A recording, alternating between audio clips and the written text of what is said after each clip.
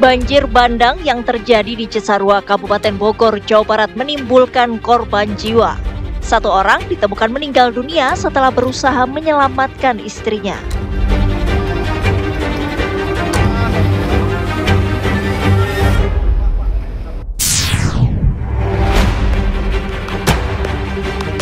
Dua pendaki wanita senior meninggal dunia usai berhasil menaklukkan puncak Kartens di Kabupaten Mimika, Papua Tengah.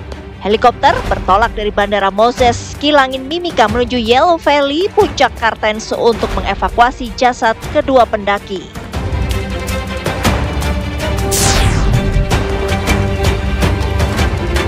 PT Pertamina kembali menjadi sorotan setelah terungkapnya kasus pengoplosan BBM yang diduga melibatkan oknum internal perusahaan. Benarkah ada oplosan Pertalite menjadi Pertamax? Lalu bagaimana modus operandi yang dilakukan para tersangka? Saksikan ulasannya di Apa Kabar Indonesia Malam.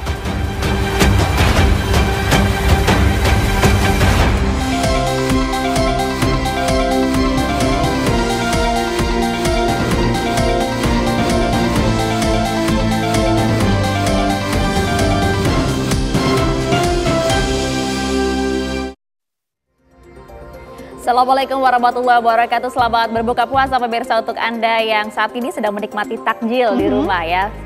Anda menyaksikan Apa Kabar Indonesia Malam yang tentu dalam malam hari ini kami akan membahas tema utama dialog kami seperti yang tadi sudah kami tampilkan. Bagaimana kemudian masyarakat harus tahu betul apakah betul kemudian dari hasil yang telah diselidiki oleh pihak Kejagung ada upaya-upaya korupsi yang dilakukan oleh anak asuh dari Pertamina, yaitu adalah PT Patra Niaga yang kemudian mengoplos Pertalite menjadi Pertamax untuk kemudian mengambil pundi-pundi rupiah. Betulkah demikian? Dan juga bagaimana kalau kemudian kita lihat secara hukum dan juga apakah kemudian ada upaya-upaya korupsi lain dari tata kelola minyak mentah ini? Kami akan hadirkan informasi selengkapnya dalam dialog kami di Apa Kabar Indonesia Malam bersama dengan saya Maria Segaf. Dan bersama saya Vena Kitan juga kami akan hadirkan sejumlah informasi lainnya untuk Anda pemirsa, termasuk juga perkembangan terbaru mengenai dua pendaki wanita senior yang meninggal dunia, di mana Basarnas informasi terakhir mengatakan bahwa 13 orang pendaki puncak Kartens ini dinyatakan dalam kondisi selamat. Kami akan hadirkan informasi selengkapnya untuk Anda di Apa Kabar Indonesia Malam.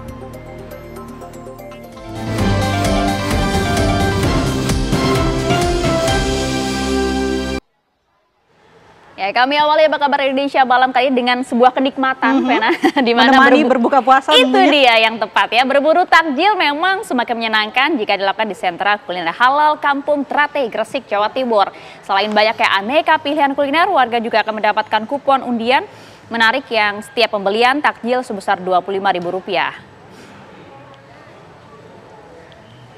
Ratusan macam makanan seperti Anda saksikan ya pemirsa ya, dihidangkan berjejer dengan berbagai rasa dan juga kenikmatannya. Ini adalah kuliner halal Kampung Trate, Gresik, Jawa Timur. Lapak takjil lokasi ini buka lebih awal, yaitu sejak pukul 2 siang. Tempat ini menjadi pilihan favorit warga lantaran variasi makanan yang berlimpah, dari makanan ringan kemudian makanan berat untuk berbuka puasa.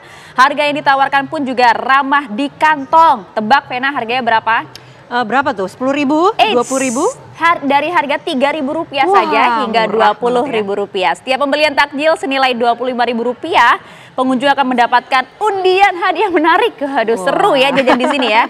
Jadi nggak hanya itu, tapi sistem pembayaran tunai dan juga non tunai pun juga dilakukan di sentra takjil ini yang semakin nyaman lantaran para pedagang telah mengantongi sertifikat halal yang dikeluarkan oleh Kemenak Kabupaten Gresik, Jawa Timur.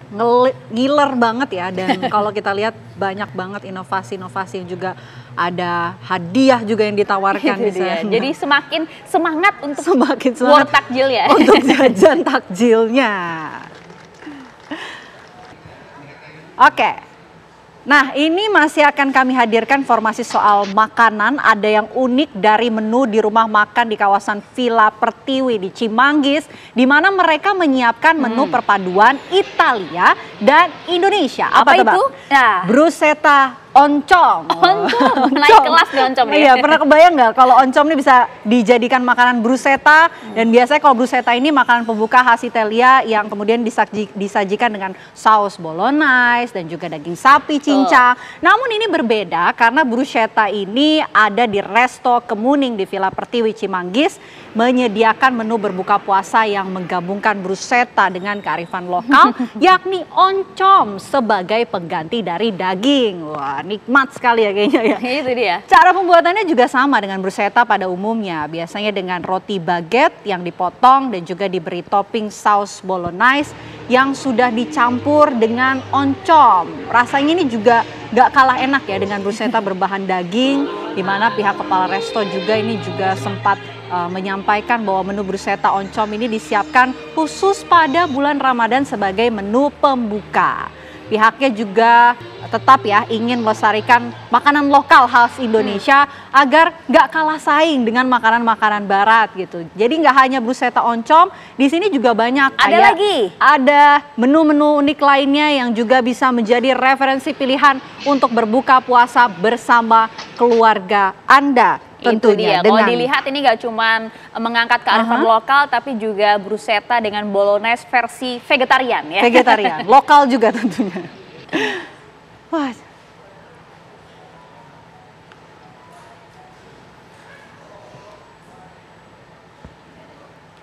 Oke, kami hadirkan pula informasi lain yang tak kalah penting untuk Anda pemirsa. Tingginya volume air di Kali Ciliwung mengakibatkan banjir merendam sejumlah wilayah di Jakarta Timur.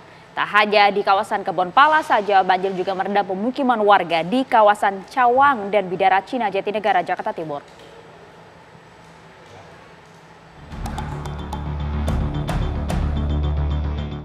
Tingginya volume air di Kali Ciliwung mengakibatkan banjir merendam sejumlah wilayah di Jakarta Timur.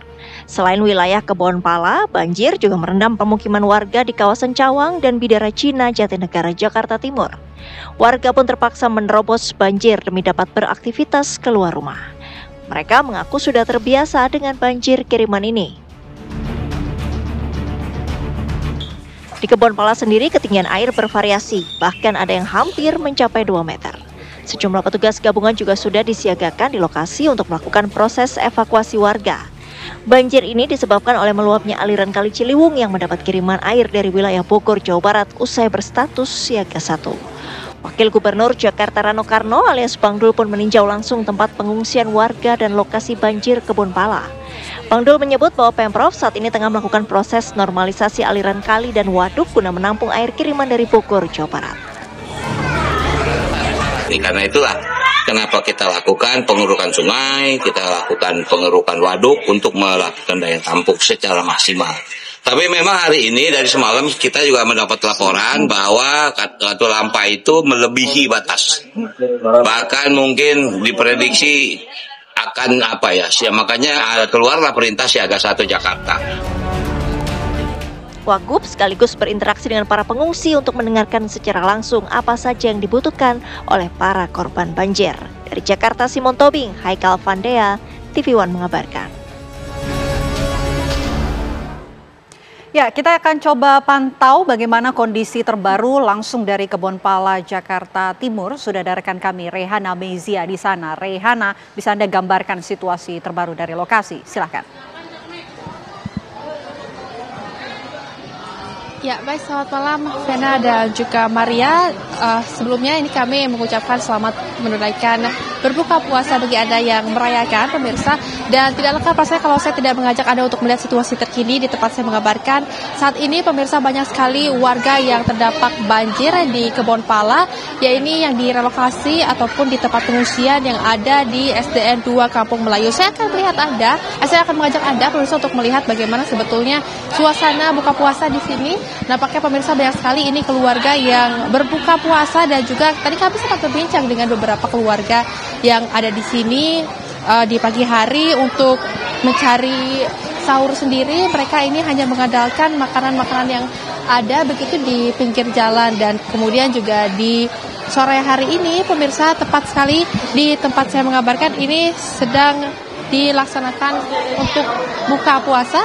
Tadi juga kami sempat melihat ada bantuan pemirsa dari pemerintah, di mana bantuan tersebut didistribusikan langsung yang merupakan ini nasi kotak, di mana nasi kotak tersebut ada menunya sendiri, di antara lain adalah seperti ayam, kemudian juga ada buah-buahan, sayuran dan yang lain. Nah, saya akan mengajak Anda untuk melihat ke dalam ini pemirsa ya, ini adalah di salah satu ruang kelas yang ini juga selamat berbuka puasa Bu.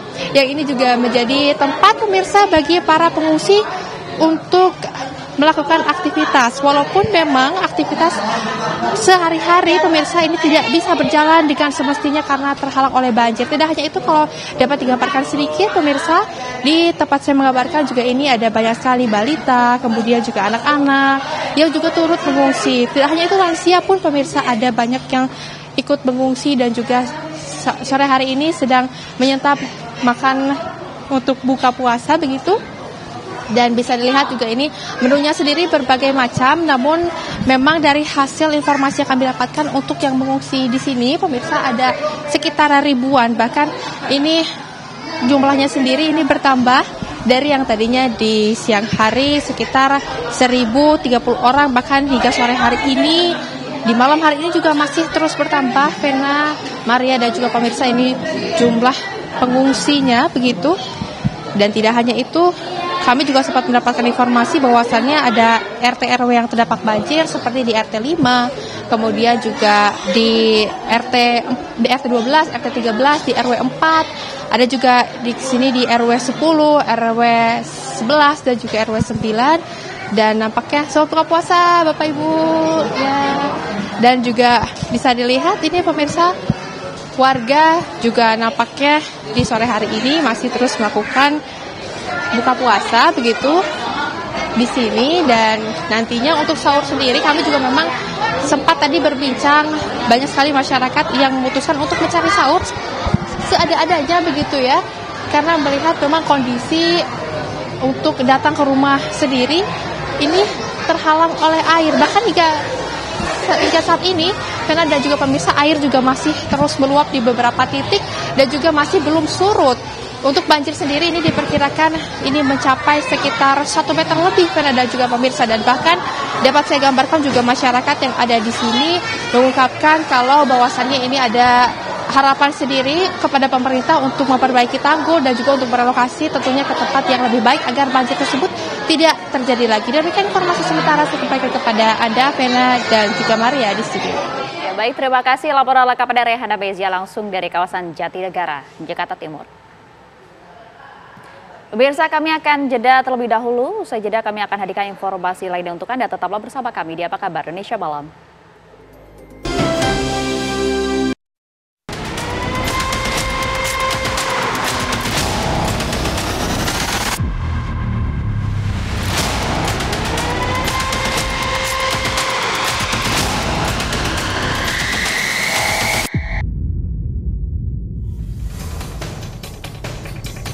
Kejaksaan Agung mengungkap bahwa para tersangka dalam kasus dugaan korupsi tata kelola minyak mentah dan produk kilang diduga mencampur bahan bakar minyak jenis RON 90 untuk dijual dengan harga RON 92. Direktur Penyidikan Jaksa Agung Muda Bidang Tindak Pidana Khusus Kejagung, Abdul Kohar, mengungkapkan bahwa 3 direktur subholding Pertamina secara sengaja menurunkan produksi kilang dalam negeri melalui rapat optimasi hilir. Akibatnya, minyak mentah dan produk kilang yang seharusnya bisa diproduksi di dalam negeri justru diganti dengan impor. Sementara minyak yang seharusnya digunakan di dalam negeri malah diekspor. Dalam proses pengadaan impor ini ditemukan adanya pengkondisian pemenang tender yang telah ditentukan sebelumnya. Kasus ini berawal ketika pemerintah menetapkan Peraturan Menteri Energi dan Sumber Daya Mineral Nomor 42 Tahun 2018 yang mewajibkan Pertamina mengutamakan pasokan minyak bumi dari dalam negeri. Benarkah ada oplosan Pertalite menjadi Pertamax? Lalu bagaimana modus operandi yang dilakukan para tersangka? Dan apa langkah tegas dari pemerintah serta aparat hukum untuk mengusut kasus ini hingga tuntas?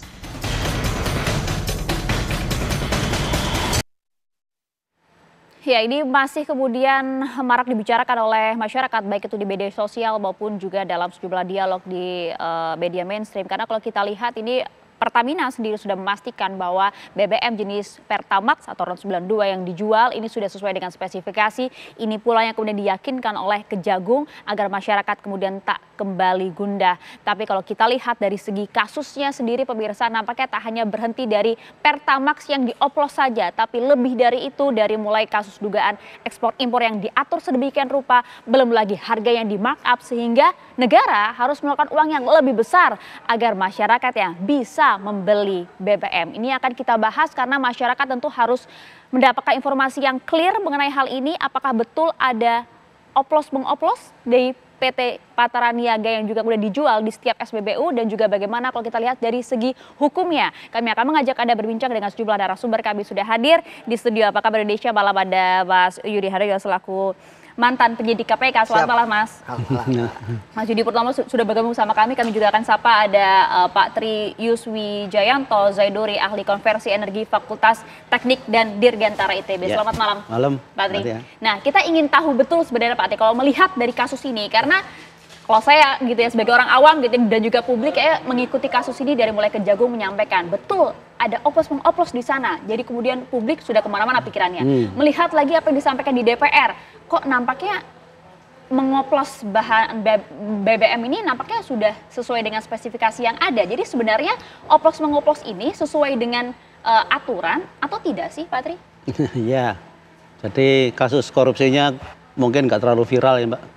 Yang viral justru oplos-mengoplosnya. Itu bagian dari korupsi ya. Kita dengarkan dulu ya. Oke. Jadi ada orang menanyakan juga oplos sama blending apa bedanya? Sama, cuma beda bahasa aja. Satu bahasa Jawa, satu bahasa Inggris kan gitu ya. Cuman orang kita kan lebih suka pakai bahasa Inggris ya, lebih keren gitu mungkin ya. Nah, jadi blending atau oplos atau mencampur itu dilakukan oleh semua produsen bahan bakar, Mbak. Kenapa? Karena ada spesifikasi tertentu yang harus dicapai ya. Nah, kenapa kok harus dioplos? Karena hasil dari kilang, hasil pengolahan dari minyak bumi itu tidak langsung jadi pertalite, pertamax turbo, enggak begitu. Tapi yang terjadi adalah di tahap pertama yaitu destilasi, itu dapat yang namanya nafta atau nanti bahan baku untuk bensin lah gitu ya. Tapi dengan RON rendah. Nah, proses berikutnya ada reforming, ada cracking dan macam-macam. Kita akan dapat juga nafta tapi dengan RON tinggi. Jadi misalnya ketika mau bikin pertalite, oh ini yang RON 88 kita campur sama RON 92 dengan perbandingan 1:1. Kita dapat RON 90 kan gitu ya. Atau yang lain mau bikin pertama, oh ini RON 90 kita campur dengan RON 94 lah gitu misalnya, sehingga kita dapat RON 92. Itu dilakukan oleh semua. Nah, kalau spesifikasinya sudah terpenuhi, baru kemudian bahan bakar itu bisa dijual. Dalam kasus ini, dari kilang Pertamina Internasional dibeli oleh Patraniaga. Kalau spesifikasinya belum masuk, Patraniaga juga nggak mau beli. Karena nanti repot, harus memproses lagi, kan gitu ya. Jadi, oplos-mengoplos itu dilakukan oleh semuanya, Mbak. Termasuk produsen yang membuat bahan bakar yang diimpor sama Pertamina. Dia juga melakukan oplos juga. Sampai memenuhi spesifikasi yang diinginkan sama Pertamina. Tapi itu di kilang ya? Betul, itu di kilang. Jadi Pertamina kan pasti ketika akan membeli bahan bakar, dia mengajukan, saya mau beli bahan bakar dengan spek seperti ini, gitu ya. Nah, kemudian si penjualnya, sebentar, kita kontak dulu sama produsennya, bisa enggak, gitu kan. Nah, kalau bisa ya sudah, tinggal di harga, gitu kan ya. Nah, setahu saya harga price list yang ada di MOPS itu di Singapura itu nggak ada untuk pertalite, Pak. RON 90. Adanya RON 92. Kenapa? Karena di dunia internasional itu minim RON-nya itu 91. Jadi barang pertalite itu barang khusus gitu ya. Oke, apakah ini yang kemudian juga menjelaskan mengenai pernyataan dari Kejagung pada saat awal mengekspos kasus ini bahwa dalam pengadaan produk kilang oleh PT Pertamina Patraniaga, tersangka RS ini melakukan pembelian atau pembayaran untuk RON 92 Pertamax, padahal sebenarnya hanya membeli RON 90 atau Pertalite atau justru lebih rendah, kemudian dilakukan blending sehingga menjadi RON 92. Ini maksudnya bagaimana, Pak Tri? Jadi ada kemungkinan, Mbak, memang referensi harganya di sana adalah RON 92 Pertamax. Cuman ketika yang mau dibeli adalah RON 90, maka ada mekanisme diskon. Kalau barang yang tersedia melimpah, kemungkinan diskonnya banyak. Kalau barang yang tersedia terbatas, mungkin diskonnya sedikit. Nah, tinggal pertanyaannya atau Kejaksaan Agung tinggal menyelidiki yang dibayar Pertamina itu harga setelah diskon atau sebelum diskon. Markup atau tidak itu Markup atau tidak gitu. Nah, mungkin kalau disitulah ada delik korupsinya gitu ya. Kalau memang dia membayar dengan harga patokan RON 92 tapi dapatnya RON 90. Oke, artinya yang disampaikan oleh Kejagung ini sebenarnya belum menjadi delik korupsi menurut Anda, Pak Tri? Ya kan semuanya finalnya di persidangan kan Pak.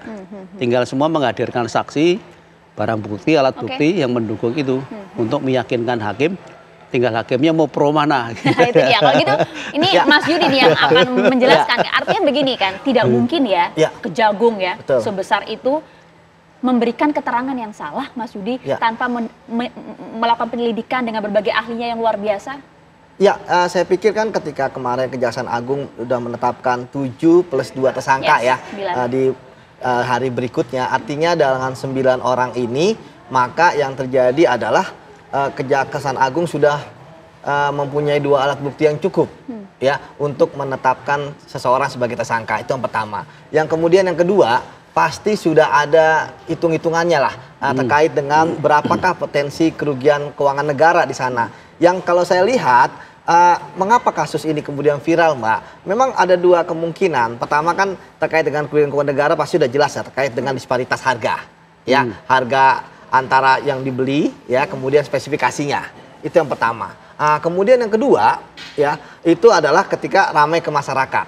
Ya, ketika masyarakat kemudian menganggap bahwa mereka membeli Pertamax tapi rasa Pertalite. Itu dia, Pertalite tanpa antri. Iya, Pertalite membeli Pertalite tanpa antri. Nah, tapi kembali lagi kalau kita bicara mekanisme hukum, Mbak. Saya yakin bahwa 9 orang ini terlibat ya dengan masing-masing mempunyai kontribusi. Termasuk yang menarik adalah bahwa kasus ini kan begitu sistematis ya, dilakukan oleh anak perusahaan ya, kemudian direksinya terlibat. Ketika direksi terlibat, ya ini semua sudah menurut saya agak sangat menarik ya, karena biasanya kasus korupsi yang melibatkan orang paling atas itu kan hanya sendiri dia. Tapi ketika mereka sudah bekerja secara sesama, bikin jejaring, dan itu sebabnya Mbak baru 4 tahun ketahuan. Karena di antara mereka berarti sudah ada kesepakatan. Namun saya kan menelisik ya beberapa LKPN, karena di situ kan tersangkanya ada beberapa yang ngisi LKPN ya. Dari LKPN mereka itu menurut saya nggak terlalu signifikan loh hartanya mereka yang mereka jujur laporkan ya. Artinya misalnya di rootnya itu Patra Niaga hanya sekitar 18 M. Ada yang 10 M, ada yang bahkan 4 M gitu ya. Itu mah gaji mereka aja di di BUMN itu gitu. Nah, sekarang yang menarik adalah dari 193 triliun ini, artinya hampir 2 triliun, kemudian dikali misalnya hampir kuadrat-triliun gitu ya. Kuadriliun, bahkan kita aja sulit menyebutnya karena jarang mendengar ini ya Mas. Jarang mendengar gitu, kuadrat-triliun itu kemana alirannya? Mbak, ingat loh, ini adalah anak perusahaan. Anak perusahaan itu kan pertama, dia hanya menjalankan tugas sesuai dengan tupoksinya. Artinya kan nggak banyak dia.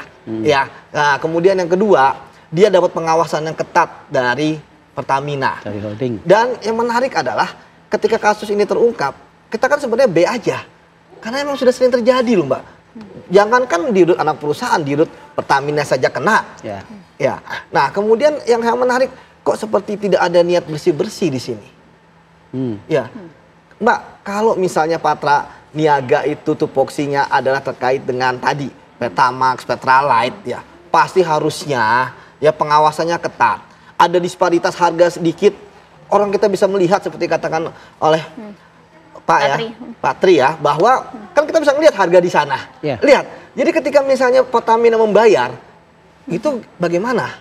Ya, nah sekarang saya belum mendengar nih berapa sebenarnya feedback yang didapatkan dari masing-masing ini, dan apakah hanya sampai kemari? Oke, Mas Yudi, karena hati-hati juga loh Mas pernyataan Anda, karena jangan sampai kemudian tadi Anda sampaikan ada dugaan ini tidak hanya berhenti di root Patra Niaga saja, tapi Pertamina nampaknya tahu, bahkan lebih dari itu. Di atas itu juga kemudian mungkin ada potensi di sana. Karena kalau kita lihat tadi siang sempat PT Pertamina kan juga sudah menyampaikan permintaan maafnya kepada masyarakat dan juga bahkan membuka call center. Ini harus dijelaskan sesaat lagi ya Mas ya. Bisa jadi tetap bersama kami di Apa Kabar Indonesia Malam.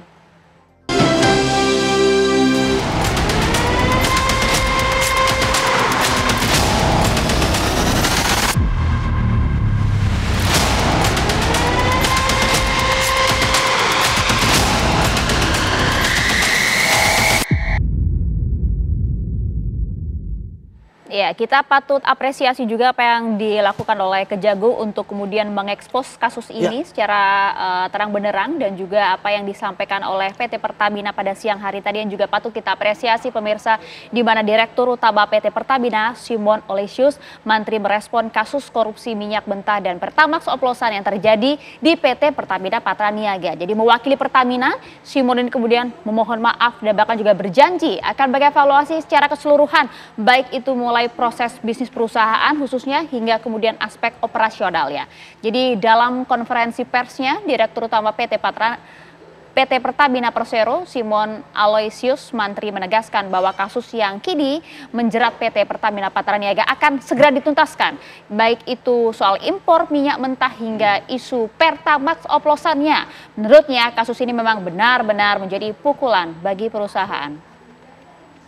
Pertamina juga kemudian mendukung penuh langkah yang dilakukan oleh Kejaksaan Agung dalam mengusut dugaan pelanggaran hukum terkait dengan impor minyak mentah selama periode 2018 hingga 2023. Pertamina menyampaikan permintaan maaf atas kasus hukum tata kelola minyak mentah dan produk kilat.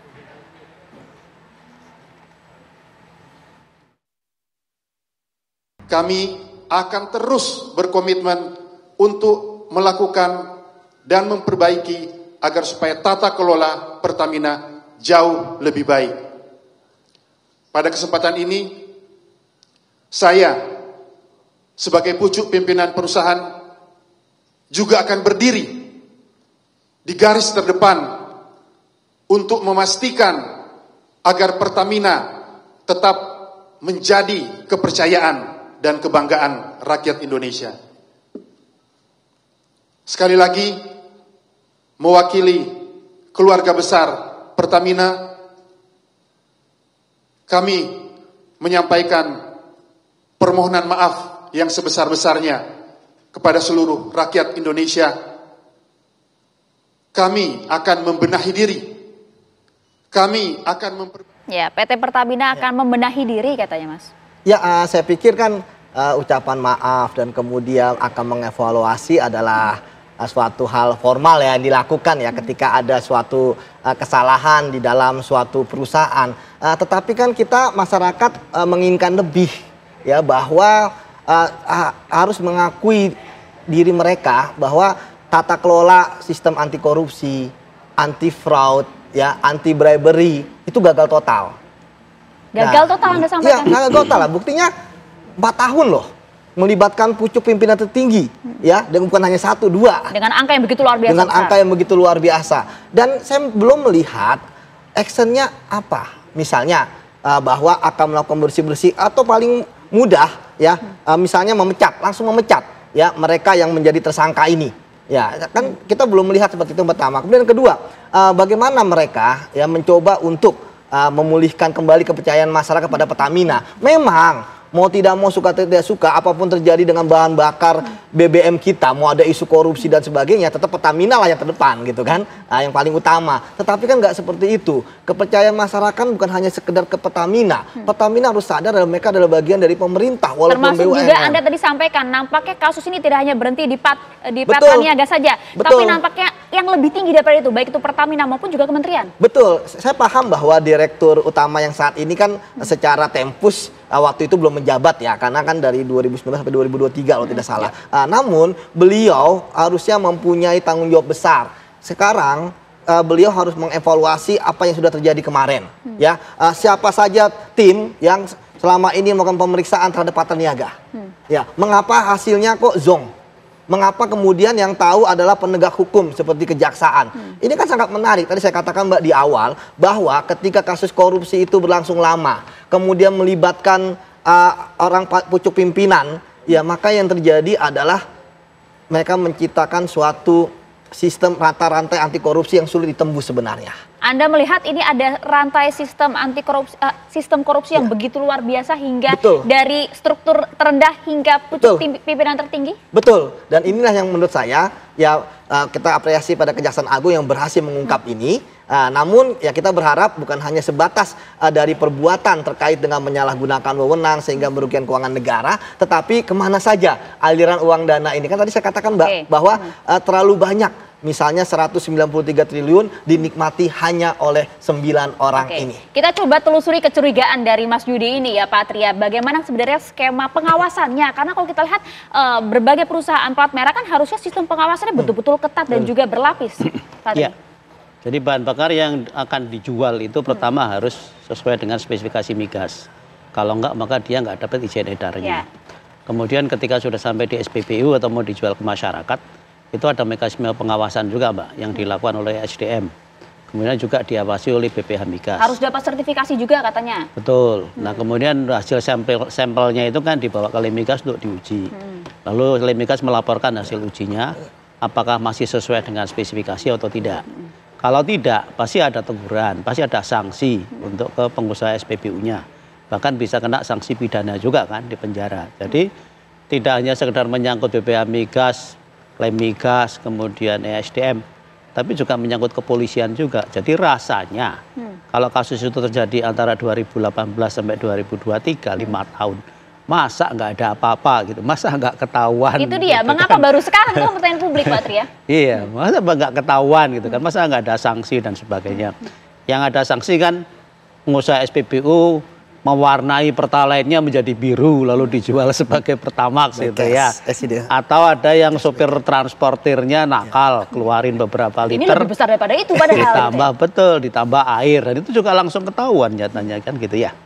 Nah jadi kalau di dalam mekanisme penjualan bahan bakar itu, bahan bakar yang sudah jadi seperti yang diimpor ini, ya sudah Pak tinggal dijual aja, paling sama patra niaga dikasih warna sebagai identitas. Jadi kalau misalnya Mbak beli Pertamax kok dikasihnya warna hijau, Mbak kan nggak mau. Loh itu kan pertalite gitu yang dimasukin. Kan Mbak kok saya cuma dikasih pertalite. Warna ini kan hanya untuk membedakan sebenarnya. Betul, untuk identifikasi sebetulnya. Sekaligus bagi konsumen juga sekaligus bagi SPBU-nya. Karena kalau sampai keluar dari dispensernya Pertamax itu warnanya hijau, berarti SPBU-nya nakal. Gitu kan. Nah, di depo Pertamina sendiri sebetulnya nggak pernah melakukan pengoplosan kecuali B40. Jadi P40 itu memang mencampurnya di depo karena biodieselnya dibeli dari pihak lain kan. Kemudian dicampurkan di situ dengan komposisi tertentu. Kira-kira gitu. Oke. Kalau kemudian begini deh, biar masyarakat kemudian juga lebih paham ya seperti saya masyarakat awam gitu. Kalau mendengar Pertamax oplosan, dugaannya kan seperti itu ya. Sebenarnya oplosan yang dimaksud ini Pak, apakah ini memang bagian dari upaya untuk menaikkan kualitas bensin itu sendiri atau ada upaya koruptifnya di sana? Oplosan yang dimaksud oleh Kejagung ini? Oke, kalau koruptifnya mungkin kerugian negaranya nggak ada ya Mbak. Nggak ada. Karena yang dirugikan kan masyarakat. Jadi misalkan dilakukan oplosan. Ya seperti yang diinfokan bahwa ini bensin 90 dioplos sama 92. Sehingga menjadi misalnya kalau 50-50 ya 91 gitu kan. Lalu dijual sebagai 92. Nah itu kan butuh effort, butuh usaha, butuh cost. Ada cost juga di sana. Ya, artinya kan akan mengurangi marginya justru yang diperoleh sama Pertamina. Tapi kerugian terbesarnya kalau memang terjadi seperti itu, berarti masyarakat kan yang harusnya dapat 92, ini kok dapatnya cuma 91. Nah kalau dari sisi negaranya mungkin dari pengadaannya tadi. Jadi ini kok beli 90 kok bayarnya 92 gitu kan. Itu mungkin dari situ. Tapi saya rasa mungkin kasus ini yang paling besar adalah kerugian negaranya karena minyak mentah. Sepertinya. Karena volumenya lebih besar. Dengan total angka yang begitu luar biasa. Betul. Ya. Jadi nampaknya banyak pihak di sini Mas Yudi. Iya. Jadi saya melihat Mbak, apalagi sekarang nih ada klasmen Liga Korupsi Indonesia ya. Lagi viral kasus ini tiba-tiba dia menjadi urutan pertama dibandingkan kasus-kasus yang lain yang pernah kita bahas di sini juga. Jadi Mbak, memang kita belum tahu secara lebih detail ya. Namun bisa jadi bahwa pertama memang ada markup-nya. Ya. Kemudian untuk menutupi karena tadi harga minyak itu kan terlihat ya, jelas ya di listing gitu ya. Jadi ketika misalnya markup-nya terlalu besar akan kelihatan. Karena saya katakan bahwa pasti kan ada audit dong terhadap kegiatan prosesnya. Itu yang pertama. Kemudian yang kedua, ya bisa juga untuk menutupi ya harga minyak yang kualitasnya di luar spek yang dibayarkan, ya kemudian di-upgrade lah seperti itu dengan ya metode mereka yang paham gitu ya. Namun kembali lagi Mbak, bahwa ketika kita bicara ada perintah kebijakan dari direktur utama anak perusahaan ya. Kemudian pastikan dia hanya bekerja kebijakan. Pastikan ada orang yang mengadministrasikan, mendokumentasikan, menegosiasikan. Ya, berarti semua udah punya frame yang sama. Itu makanya saya katakan berani nggak direktur utama ya melakukan bersih-bersih, ya periksa semua orang-orang yang terkait keterlibatan kasus ini. Yang evaluasi dari tahun sebelumnya ya? Iya, tentu kan dari Kejaksaan Agung tentu akan melakukan pemeriksaan ya. Oke, untuk kalau misalnya ingin normatif, oke lah masih menunggu dari Kejaksaan Agung, ya nonaktifkan dulu. Saya pikir itu yang ditunggu oleh masyarakat, bahwa ada keberanian selain tadi, apakah ada keberanian lebih dari sekedar menonaktifkan, ya kan? Jadi kalau hanya minta maaf, saya pikir itu kan juga sering viral di sosmed ya, minta maaf pakai materai gitu kan. Tapi kalau ini kan kita bicara lebih serius ya, kita bicara dengan kerugian negara yang sangat dahsyat. Dan kemudian tadi saya katakan Mbak ya, mengapa ini viral? Karena kemudian masyarakat menangkap, wah jangan-jangan ya BBM yang saya beli, Pertamax yang saya beli itu sebenarnya ada Petralite, itu yang pertama. Kemudian kedua, apalagi ada sebelumnya ada viral ketika ya ada mobil yang tanda kutip agak rusak gitu ya karena memakai bensin yang sebenarnya dia udah membeli yang Pertamax gitu ya, kok masih ada korosi dan sebagainya. Jadi saya pikir ini masyarakat nggak bisa disalahkan ketika ada distrust seperti itu. Makanya cara untuk membangkitkan kepercayaan masyarakat adalah dengan action. Nah itu dia, dengan action dan juga penjelasan nampaknya. Terlebih kan ini kan jelang arus mudik, kebutuhan BBM tentu cukup tinggi bahkan meningkat dirasakan oleh masyarakat. Apakah betul ini nanti bisa berdampak terhadap itu tadi, kerusakan kendaraan yang mereka miliki? Kalau memang kemudian betul di setiap SPBU ini ron yang dijual tidak sesuai dengan spesifikasi, Pak Tri. Dijawabnya saat lagi ya, tetap bersama kami di Apa Kabar Indonesia Malam.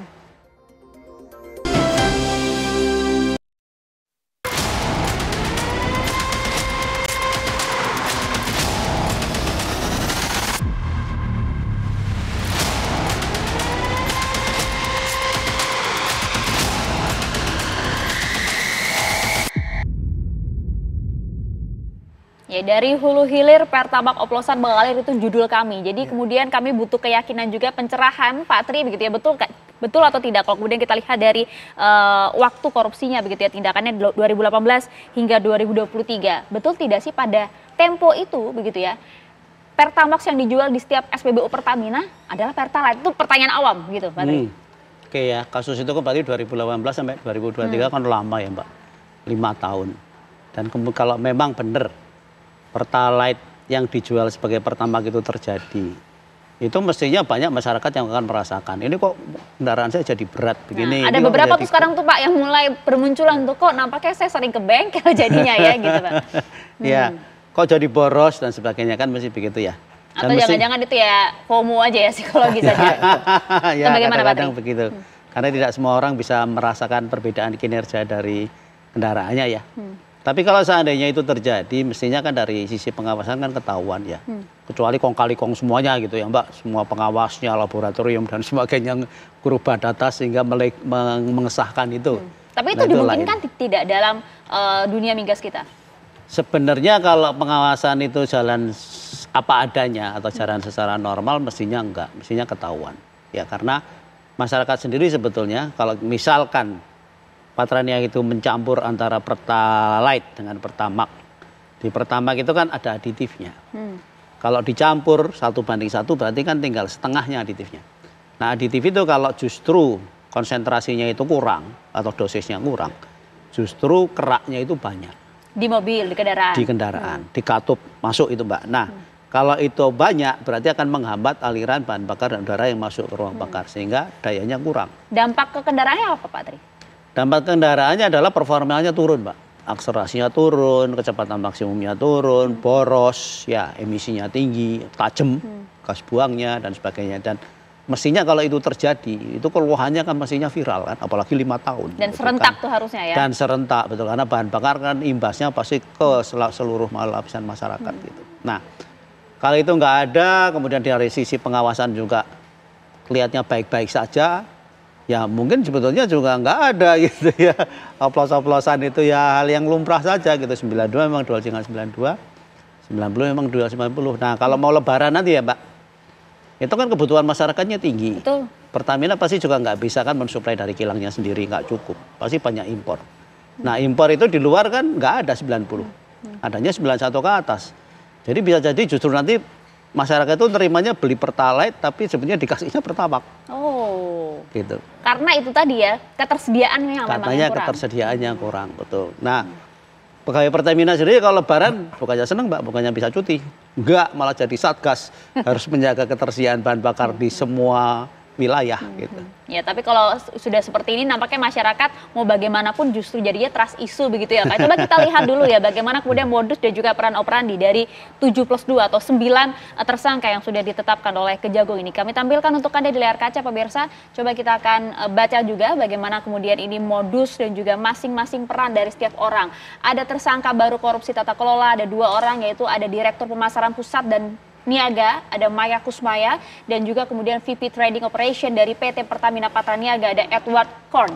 Ini adalah 2 tersangka tambahan yang kemudian baru dirilis oleh Kejagung, di mana Maya Kusmaya ini perintahkan dan juga memberi persetujuan ke Edward untuk blending atau mengoplos itu dia produk kilang pada RON 88 dengan RON 92. Kemudian Maya dan Edward membeli RON 90 atau yang lebih rendah dengan harga RON 92. Ini yang disampaikan oleh Kejagung, peran dari kedua tersangka ini jelas di sana disebutkan.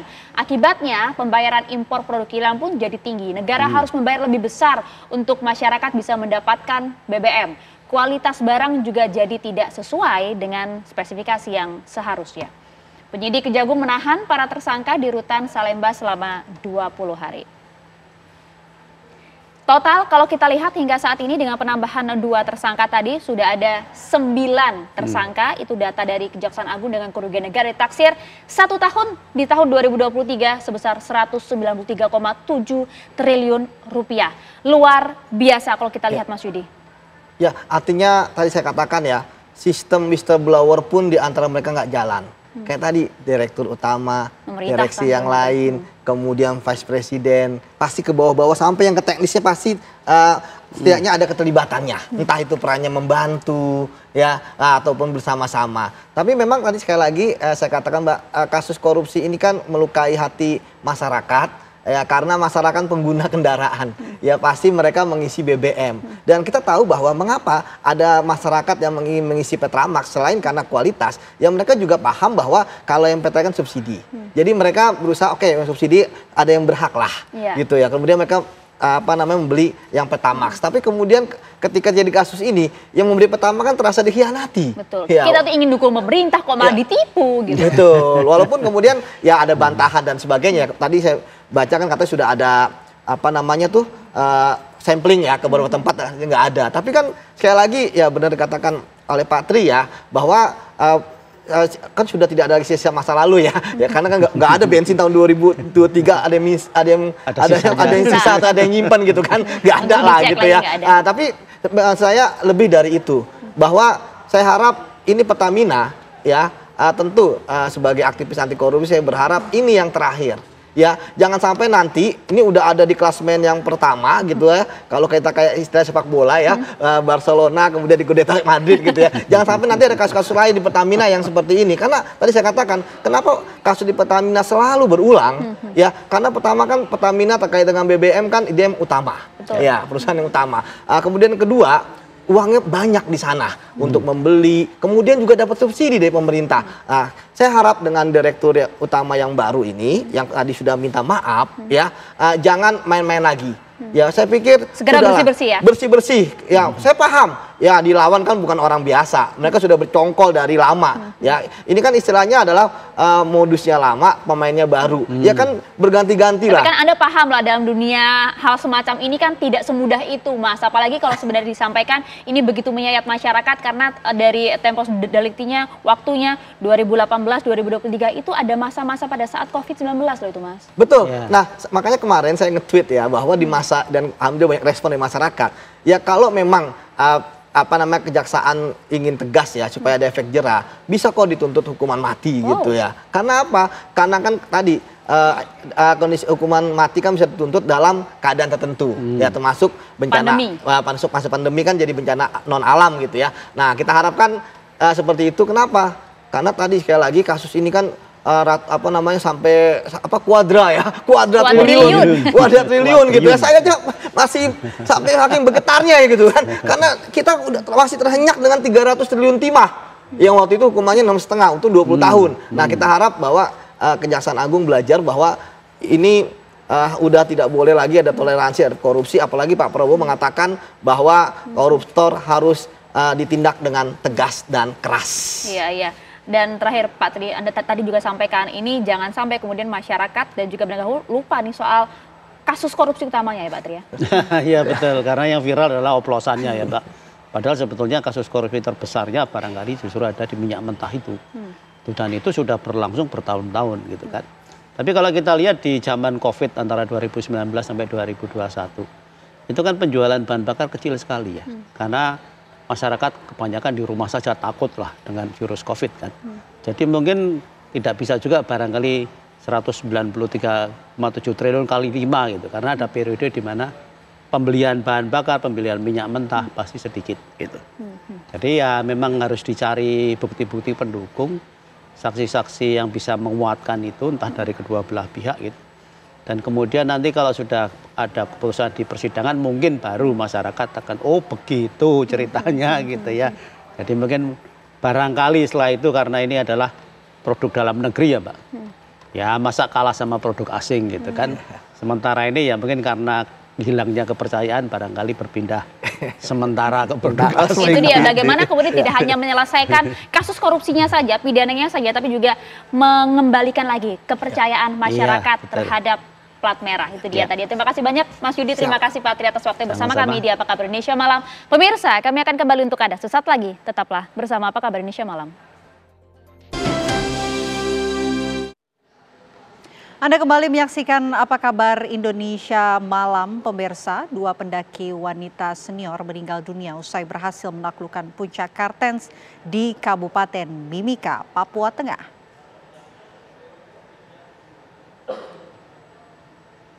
Jenazah Lili Wijayanti dan Elsa Laksono berhasil dievakuasi ke kota Mimika. Jenazah Elsa dievakuasi pada hari Minggu kemarin, sementara jenazah Lili tiba di Bandara Moses Kilangin Mimika pagi tadi. Proses evakuasi dilakukan menggunakan helikopter jenis AS-350B3 PKK-IE milik PT Komala Indonesia. Helikopter bertolak dari Bandara Moses Kilangin Mimika menuju Yellow Valley, Puncak Kartens. Setiba di Yellow Valley, jenazah Lili bersama tim dibawa kembali menuju Bandara Moses Kilangin Mimika. Jenazah Lili dan Elsa ini kemudian dibawa ke RSUD Timika untuk disemayamkan sementara sebelum diberangkatkan ke Jakarta.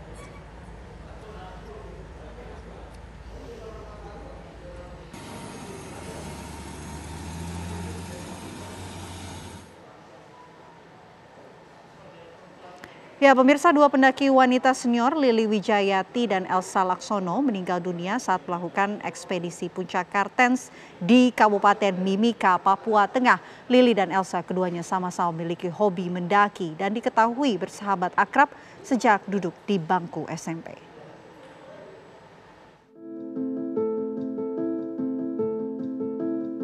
Persahabatan yang terjalin sejak bangku sekolah menengah pertama antara Lili Wijayati dan Elsa Laksono berakhir tragis di Puncak Kartens, Kabupaten Mimika, Papua Tengah. Kedua pendaki wanita berusia 60 tahun ini ditemukan meninggal dunia akibat hipotermia saat melakukan ekspedisi Puncak Kartens, puncak tertinggi di Indonesia.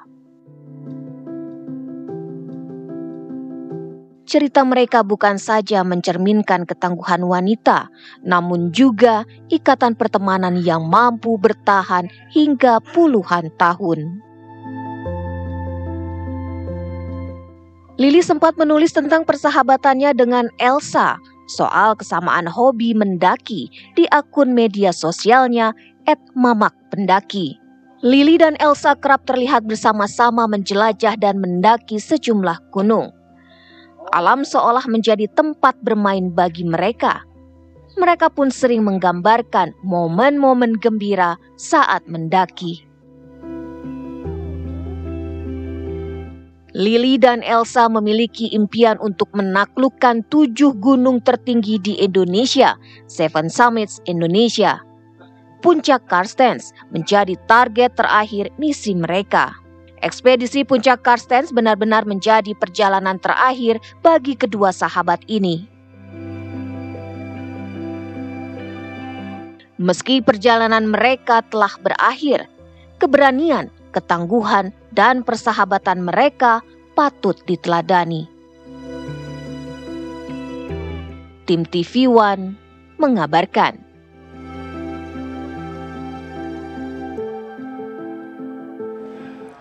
Ya, lantas seperti apa proses evakuasi korban pendaki puncak Kartens Piramid? Telah tersambung bersama kami pemirsa Kepala Kantor SAR Tibika, Bapak Wayan Suyatnya. Selamat malam Pak Wayan.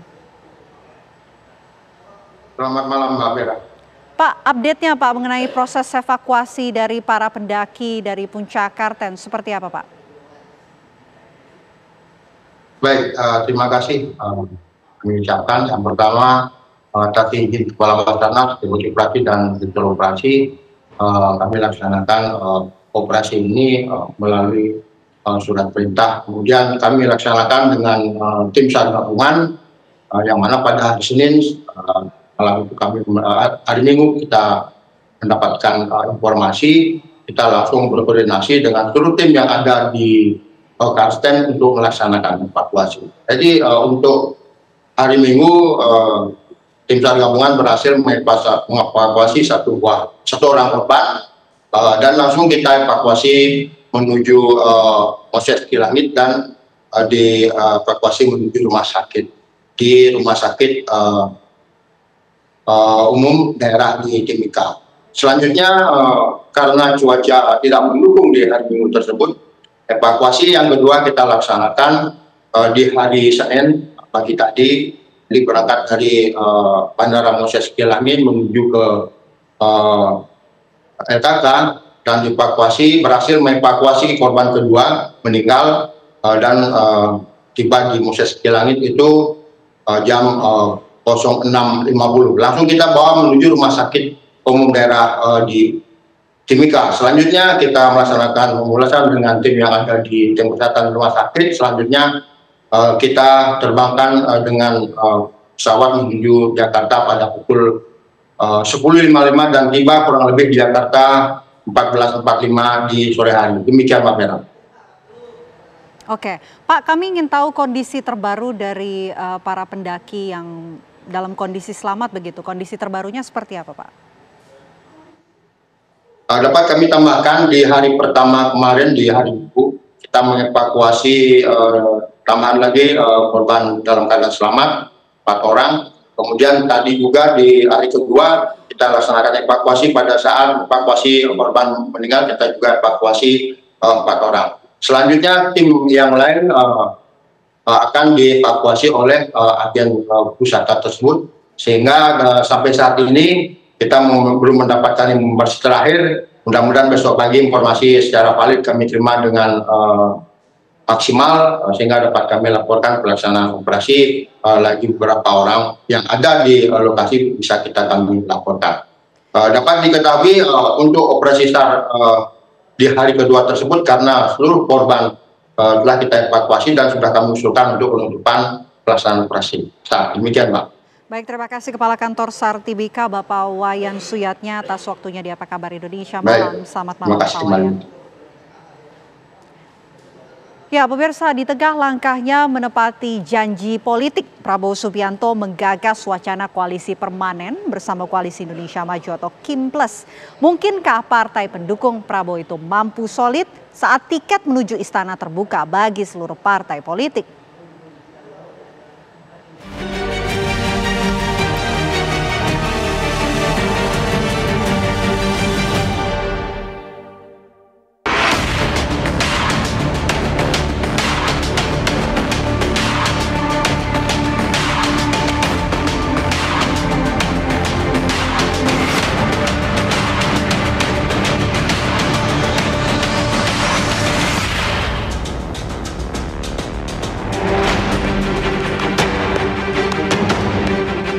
Pemerintahan Presiden Prabowo Subianto masih seumur jagung. Tapi elit-elit partai mulai kasak kusuk menghadapi kontestasi 2029. Di tengah langkahnya menepati janji politik, Prabowo menabuh wacana agar Koalisi Indonesia Maju Plus terus bergandengan tangan sampai 2029. Prabowo ingin ikatan batin terus terjalin dengan buah komitmen koalisi permanen.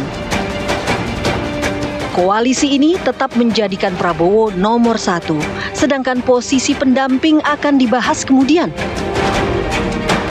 Mungkinkah Kim Plus mampu solid bergandengan saat tiket menuju istana terbuka bagi semua partai politik? Jadi yang namanya koalisi permanen di dalam politik itu ngelihat kondisi situasi dan keadaan politik di saat kepentingan itu berlaku. Kalau sekarang kepentingannya kan bersama Pak Prabowo, maka setiap partai politik gitu dibilang koalisi permanen, oke, gas, oke bos, siap, maju terus. Tapi nanti kita lihat juga, apalagi kan sekarang ini ada berbagai tagar yang memang menggoyang ya, atau minimal menggelitik pemerintahan Pak Prabowo itu. Rapat Pimpinan Nasional Rapimnas Partai Gerindra di Hambalang, Jawa Barat pada 13 Februari 2025 lalu berubah menjadi kongres luar biasa. KLB ke-7 itu menelurkan 5 keputusan krusial. Di antaranya adalah memilih kembali Prabowo Subianto sebagai Ketua Umum Partai Gerindra periode 2025-2030, serta meminta Prabowo untuk kembali menjadi calon presiden pada Pilpres 2029. Kongres meminta kepada beliau agar Partai Gerindra dalam Pilpres 2029 bersedia dicalonkan sebagai calon presiden dari Partai Gerindra untuk periode. Terhadap hal ini, beliau menyatakan insya Allah.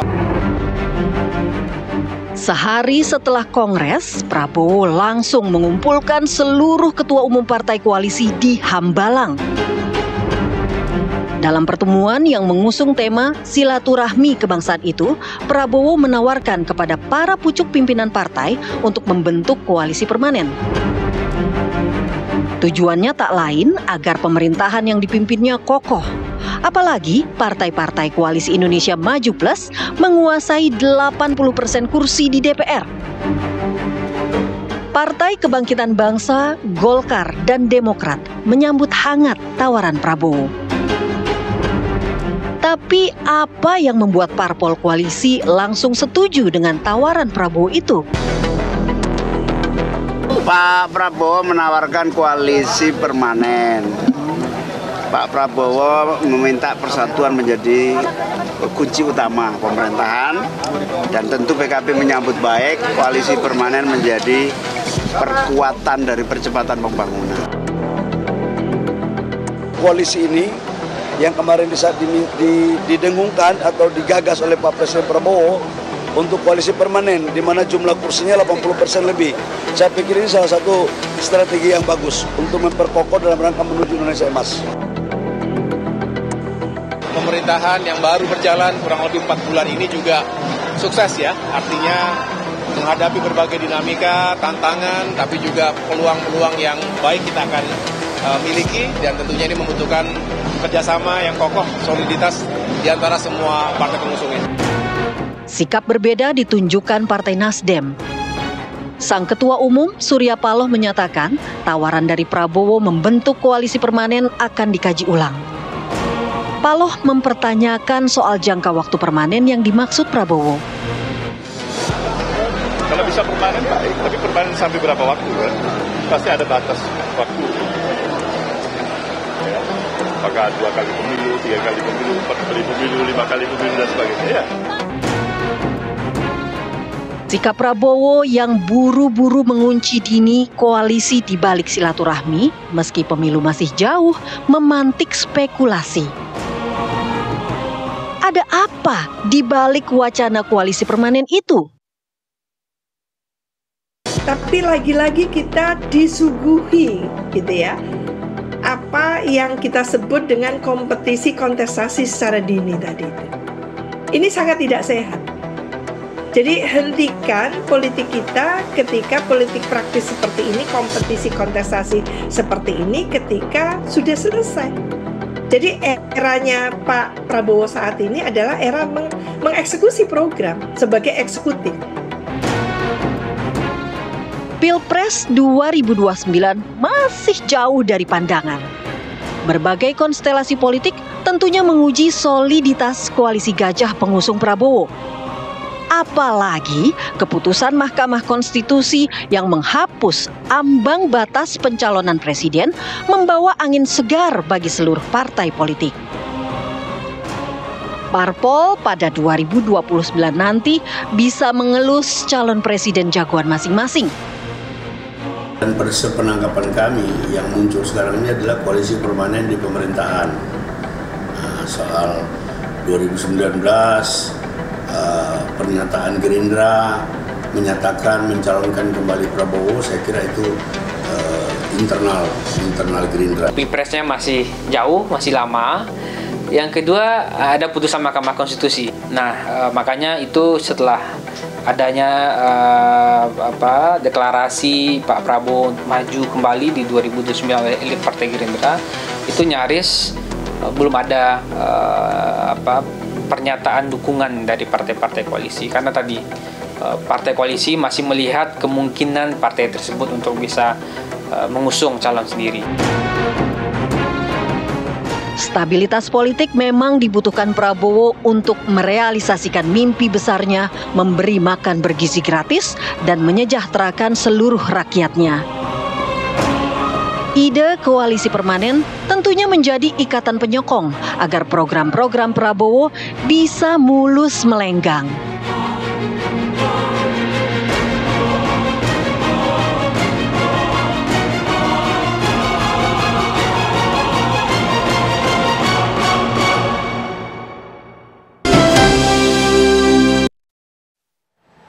Terima kasih Anda masih menyaksikan Apa Kabar Indonesia Malam. Pemirsa, ratusan umat muslim di New York, Amerika Serikat berkumpul untuk melaksanakan sholat tarawih berjamaah di Times Square, salah satu lokasi paling ikonik di kota New York, Amerika Serikat.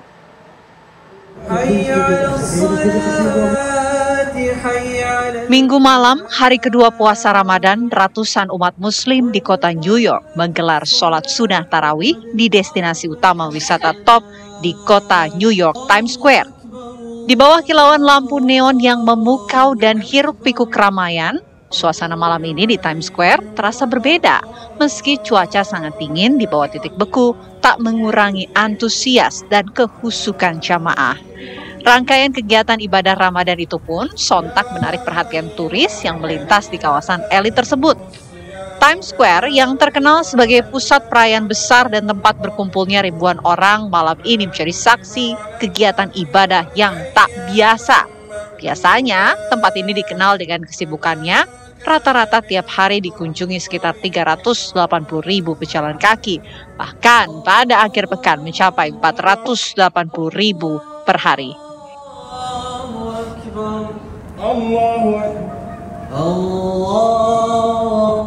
Kegiatan sholat tarawih yang hanya dilangsungkan satu kali di lokasi Times Square selama Ramadan ini diorganisir oleh Way of Life SQ bekerja sama dengan Droplets and Mass, sebuah organisasi komunitas Islam di New York, dan tahun ini merupakan yang keempat kalinya diadakannya sholat tarawih. Meskipun hanya dilangsungkan satu malam, diharapkan ibadah berjamaah tersebut bisa memperkenalkan dan memperkuat pemahaman tentang bulan Ramadan, serta mempromosikan nilai-nilai toleransi, perdamaian, dan keberagaman di masyarakat kota yang multikultural seperti New York.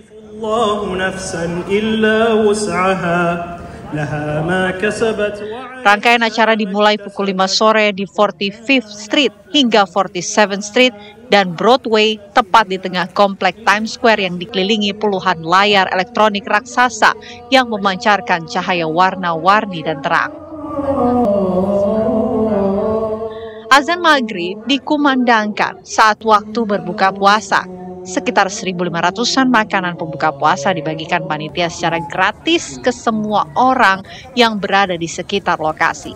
Dan usai sholat maghrib berjamaah, acara dilanjutkan dengan sambutan dan ceramah serta lantunan ayat-ayat Al-Quran dibacakan. Selanjutnya azan Isya dikumandangkan dan jamaah pun melaksanakan sholat Isya berjamaah dan melanjutkan dengan sholat tarawih. Dari Times Square, kota New York, Amerika Serikat, Yandri Subakti, TV One mengabarkan.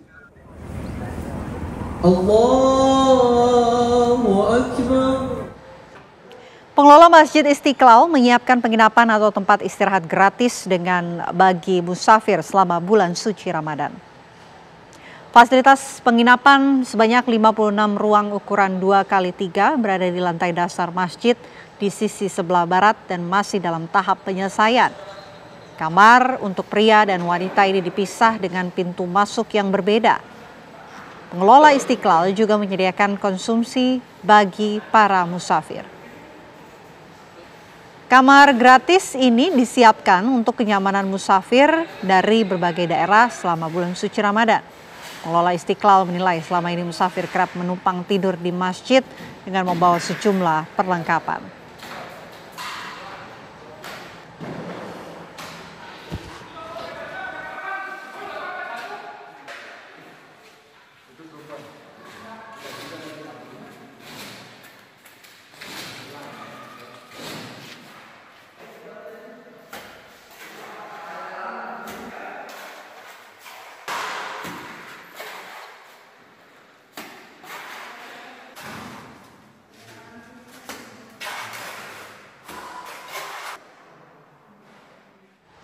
Kabar tadi pemirsa sekaligus menutup perjumpaan kita di Apa Kabar Indonesia malam hari ini. Saya Vena Kintan. Dan saya Maria Segap. Pemirsa, saat lagi Anda menyaksikan program Fakta bersama dengan rekan kami Kristanti Yosefa yang bertajuk Duel Carok Cekcok Petai. Kami berdua pamit. Terima kasih. Sampai jumpa.